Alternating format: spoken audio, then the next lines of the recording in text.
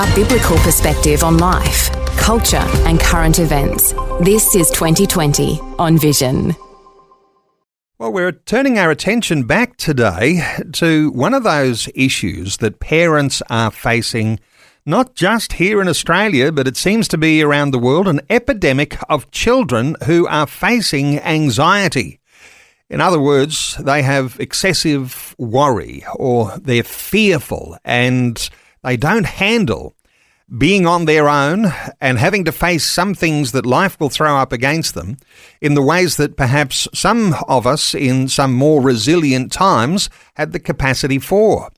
But there are all sorts of things that parents can do when their children are suffering from anxiety. We're back today with Julie Wilkins. Julie is a Christian counsellor. Julie created Calmer Anxiety Coaching, and she deals with parents not only around her hometown of Sydney, but she's doing online consultations for parents all around Australia, and it's available to do those throughout the nation. Julie, a special welcome back to 2020. Good to see you again, Neil. Julie, let's talk about anxiety for a few moments here. When I say it's an epidemic around the world, it's pretty prevalent and it seems to be on the rise here in Australia. Yeah, unfortunately it is, although we are starting to hit the top of the curve now, which is wonderful. The statistics for Australia is that 1 in 7 children will suffer with anxiety, and this is diagnosable, so anxiety disorder. 1 in 7 and 1 in 5 will experience school anxiety. I want to get into some of the practical things that parents can do. But first of all, here we are, Christian believers. And there'll be secular counsellors and there'll be all sorts of new agey type counsellors around too. You're a Christian counsellor and your training, you have a theological qualification from Morling Theological College in Sydney. When we're talking about faith and the effects on children and teenagers who are facing anxiety, what sort of difference do we see? Yeah, so it's really interesting. David Destenzo, he's a professor of psychology in the USA. He has written a book which actually talks and addresses children specifically. And there's an overwhelming evidence that spiritual practices such as prayer, meditation, confession, and forgiveness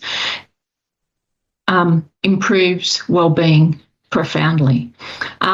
There's also scans that have been taken place that show that people who weren't doing any and now do 12 minutes a day of prayer and meditating on scripture, that the scans show new neural pathways being formed. So we know this as Christians. We know how good it is for us to get in the Word of God and to pray.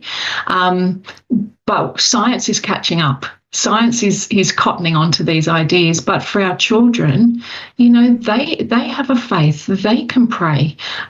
Put some scriptures on. Playing over them as they're falling asleep, just speaking God into them. God's with you today. Mummy can't be, but you've always got God in your heart. So it's just giving those little bits of relationship with them, connecting them to Jesus. Wow. Prayer, meditation, confession and forgiveness, and take some time, teach your children to be able to relate to God and to invite him into their circumstances. The fact that you've got God into what is a problem or a worry or a fear, there's something significant there, isn't there? Because we're encouraged by his presence, that he's got the beginning and the end, and nothing has surprised him at all. Yeah, that's right. And I think to just jump back a little bit, but the importance of community, church community, where the kids can play, but pray, listen, forgive. They can serve, they can love one another.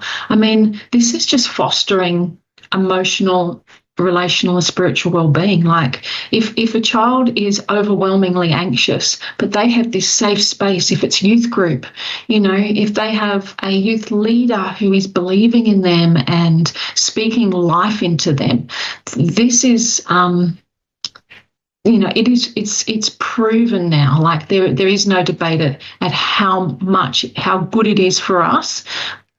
But obviously it's God working through us. Well, you're the best advertisement for getting kids back into Sunday school and getting your teenagers into youth group, because those things are so very powerful for children to have a safe space where they can, in fact, share these things with others. No doubt there's other mentoring that happens beyond mum and dad as well.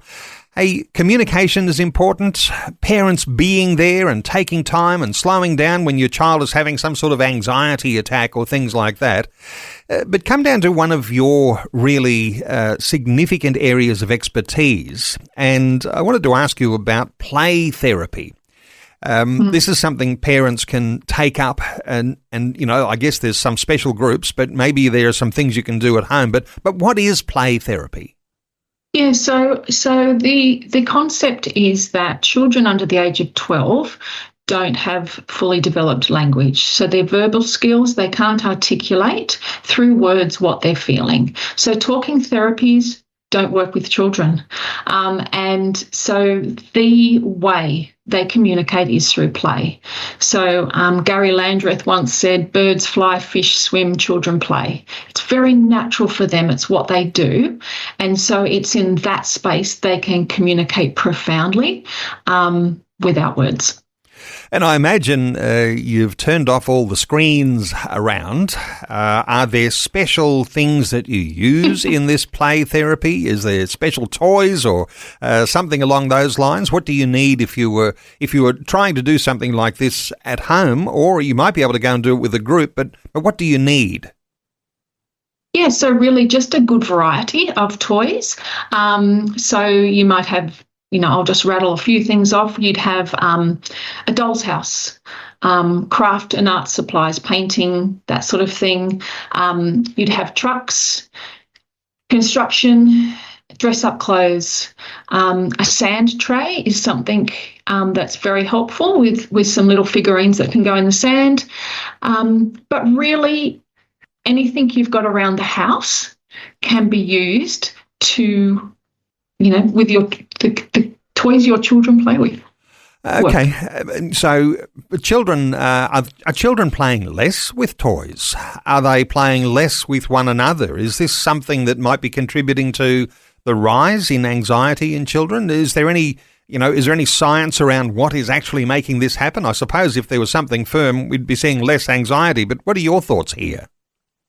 They are only my thoughts, but look, I think there's been the perfect storm coming. Firstly, social media is a problem. I'm really happy that our government is, bringing in that from the age you can't have social media until you're 16, and I do think that's a really good thing. There is evidence that, very clear evidence that from 2010, which is when social media started to come onto our kids' phones, the spike in anxiety, depression and self-harm. So one aspect is that. The other aspect I do believe is parents returning to work and our children going into daycare. Please hear me, I'm not being critical of any parent. We've all been in that space, but with the cost of living so high and the second parent having to work, we're leaving children in an environment where they're being looked after with a ratio of 1 to 15 instead of 1-on-1 or 1 to 2. And so they haven't been able to form secure attachment necessarily, or every time they do securely attach, it's then torn away when they leave again.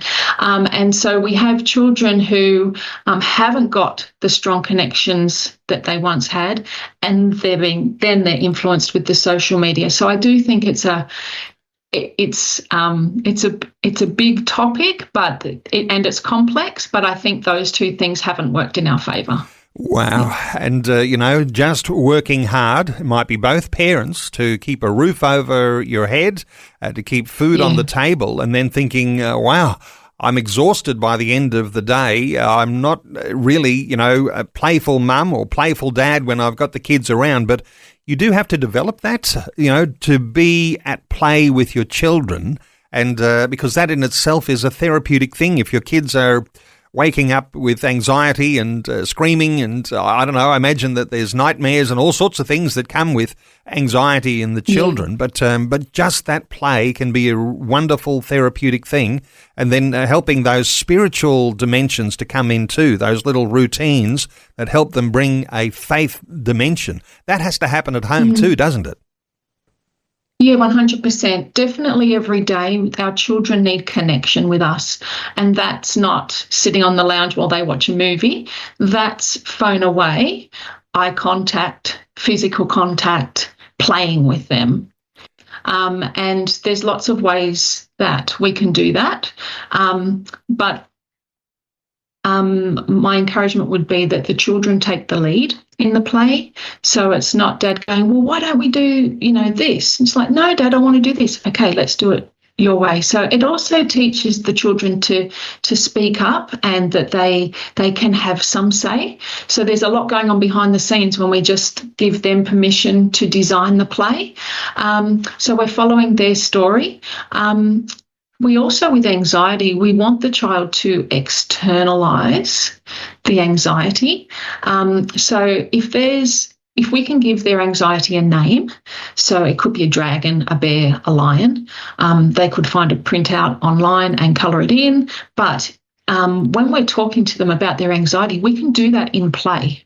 So, they're playing mums and dads and, Dad can say, oh, but I think dragon's hiding over there behind the door. And so it can just come in a very non-threatening, safe way to think, oh, yeah, is dragon there? But it also helps the child to see the anxiety as separate to them.